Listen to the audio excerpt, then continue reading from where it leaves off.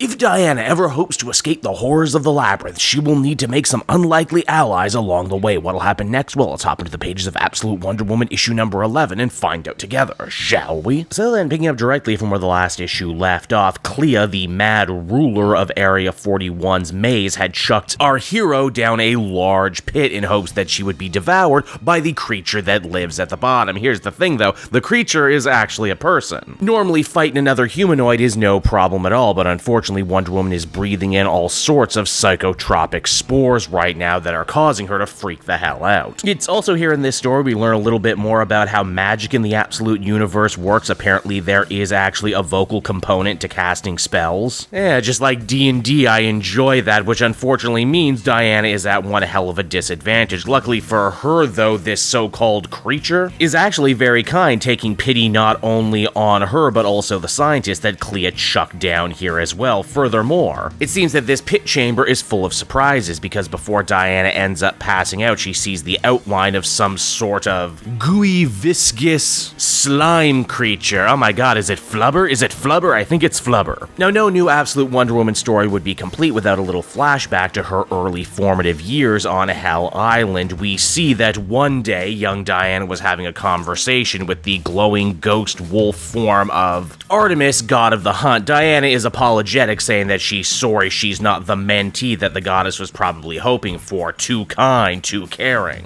And without the killer instinct the goddess would probably come to expect from her champions, Artemis isn't angry, quite the opposite. She says that getting to know Diana is an adventure in and of itself. And perhaps the real trick to training her to be all that she can be means that Artemis also needs to change it up as a teacher. It's because of that young Wonder Woman's next test is a doozy. She must retrieve a magical stone from the bottom of the water, even though we know full well that a Hydra has been swimming around this island the whole time. Artemis tells Diana to be mindful of what weapon she brings for the job, and indeed, Wonder Woman brings her trusty giant axe with her, but she doesn't return with it when she comes back with the stone. Why, you might be wondering? Well, you're gonna love this. You see, Diana actually struck a deal with the Hydra, trading the stone for her axe. The Hydra apparently just wanted to hold it until Wonder Woman came back. The moral of this test being sometimes you think you gotta bring a weapon when occasionally a bargain is just as, if not more effective. Now, back in the present, Diana ends up coming to, shocked to realize that her savior, the figure that she fought in the pit before, actually is a real true blue Amazon, alive and wandering the maze after all these years. In fact, this is an Amazon we know. If you're a fan of Greg Rucka's Wonder Woman series, then you'll already know that this is Io, the Amazonian smith, who in the main continuity actually had a crush on Diana and I think eventually ended up dating Nubia after the fact. Obviously, Io is overjoyed to see one of her Amazonian sisters, but even more so to see the legendary Diana, daughter of Hippolyta. Io had fallen in battle many years ago, and when she awoke, she was here within the maze. She probably could have escaped any time she wanted, but she didn't, instead becoming the protector and de facto leader of a group of other peaceful individuals who found themselves trapped in the maze. In fact, together they actually established a whole undercity called New Hope. You know, there's a Star Wars joke in here, I promise. Wonder Woman gets the grand tour of the place and hears of all the other attempts that Io and her people made to escape. It's here, though, that Wonder Woman vows that through the power of magic, she will be able to be the great equalizer. Of course, she can't actually leave until she saves Ferdinand and manages to defeat the mad Clea, and maybe even just destroy the maze too, for good measure. Wonder Woman says that if Io and her people follow the symbol of the Hecate, then they should be able to find their way out and back to Steve and the others at the Huron. Of course, having to leave the first Amazon that Wonder Woman has ever met in her whole entire life is a hard ask, but something she's willing to do because she's a hero. Now, how exactly does Diana plan to take on Clea and her army of fishmen? Well, that's the best part. She returns to the pit with hopes of using and weaponizing those psychoactive plants from before. It's also there too she ends up coming face to face with the mysterious entity of the pit. As we learn from Io, there actually was a real monster that lived in the pit once before and ate all of Clea's enemies, but then one day it just disappeared and Io and the rest of New Hope decided to not let that little secret get out. Wonder Woman has seemed to crack the code of whatever this mystery creature is, and it even says to her directly, "Do you understand my true nature now?" Meaning that whatever our hero's big escape plan is, this thing is part of it too. Wonder Woman makes her way topside and breaks up Clea holding court with her fishmen. She throws a plant matter bomb, breaking Ferdinand free, and from there an even bigger scuffle begins to take place. They say that Clea is mad, and apparently that's exactly what Wonder Woman is betting on. The Queen rushes at Diana, impaling her against the wall with her staff. You think this would be a bad thing, but actually this was part of Diana's plan from the beginning. She wanted to get her hand on that staff so that she could throw it back down the pit. Clea is understandably shaken by this turn of events. She obviously cares about that staff very, very much, but is terrified of jumping down the pit after it. That's why it's so surprising as the comic comes to a close, something gets spat back up the pit. It's not the staff, but it is actually a trident made of pure water.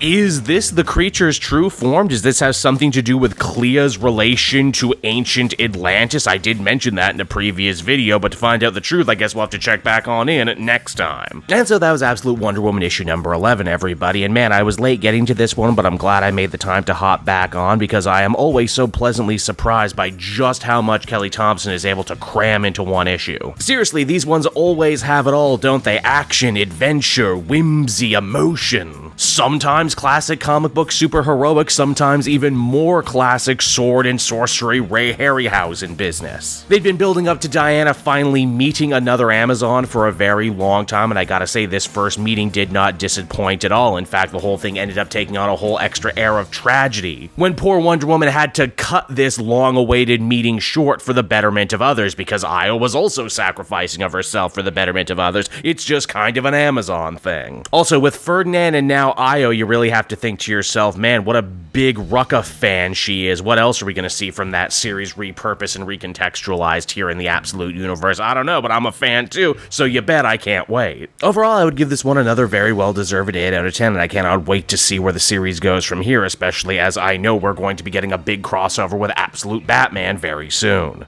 Hey there everyone, it's your pal Cape Joel again, and if you're seeing my face right now, that means you watched to the end of the video, and I'll always be grateful for that. Retention helps in this crazy YouTube game, and so does becoming a patron. If you head on down to the description, you can find a link to my Patreon page.